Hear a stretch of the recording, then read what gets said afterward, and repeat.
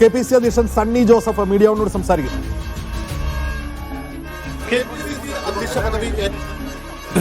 ആദ്യമായി നടക്കുന്ന ഉപതെരഞ്ഞെടുപ്പാണ്. അതുകൊണ്ട് തന്നെ ഈ വിജയം സണ്ണി ജോസഫിനെ സംബന്ധിച്ച് ഇരട്ടി മധുരമാണ്. എങ്ങനെ വിലയിരുത്തുന്നു നിലമ്പൂർ തെരഞ്ഞെടുപ്പിനെ? നിലമ്പൂർ തെരഞ്ഞെടുപ്പ് UDFന്റെ ടീം വർക്കിന്റെയും ഹാർഡ് വർക്കിന്റെയും വിജയമാണ്. ഈ സർക്കാരിന്റെ ജനവിരുദ്ധ നയങ്ങളെ തുറന്നു കാട്ടാൻ UDF എല്ലാ കാലത്തും ശ്രമിച്ചിട്ടുണ്ട്. ജനങ്ങൾ അത് മനസ്സിലാക്കിയിട്ടുണ്ട്. അതാണ് നിലമ്പൂർ ഫലത്തിന്റെയും വ്യക്തമായ സൂചന.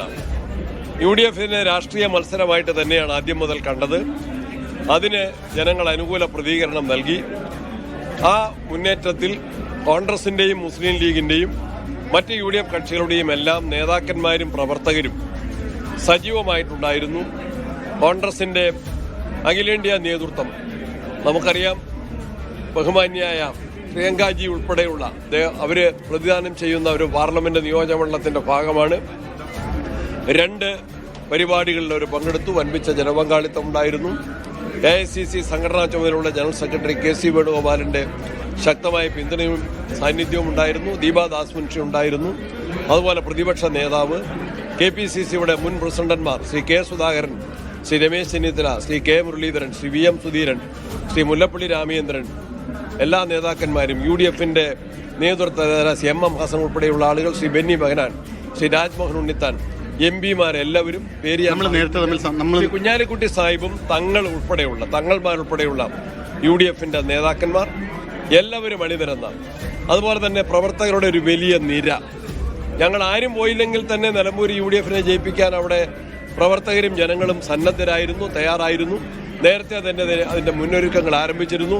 DCC പ്രസിഡന്റ് ജോയി അദ്ദേഹത്തിന്റെ പേര് കൂടി സ്ഥാനാർത്ഥിത്വത്തിന് പരിഗണിച്ചുവെങ്കിൽ പോലും അവസാനം പാർട്ടിയുടെ തീരുമാനം ആ അവഗണനയ്ക്കെതിരെയുള്ള കൃത്യമായ പ്രതിഷേധവും പ്രതികരണവും കൂടിയാണ്.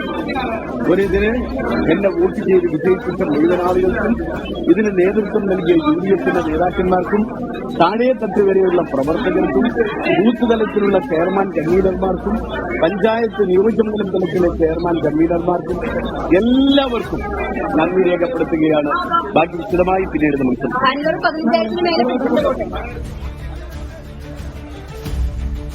11,000-ലധികം വോട്ടുകൾ നേടിക്കൊണ്ട് UDF സ്ഥാനാർത്ഥി വിജയത്തിലേക്ക് പ്രവേശിച്ചിരിക്കുന്നതിന്റെ കാഴ്ചയാണ് ഇപ്പോൾ നിലമ്പൂരിൽ നിന്ന് നാം കാണുന്നത്. സർക്കാരിനെ സംബന്ധിച്ച് കനത്ത തിരിച്ചടിയായി ഇത് മാറിയിട്ടുണ്ട് എന്നതിൽ തർക്കമില്ല.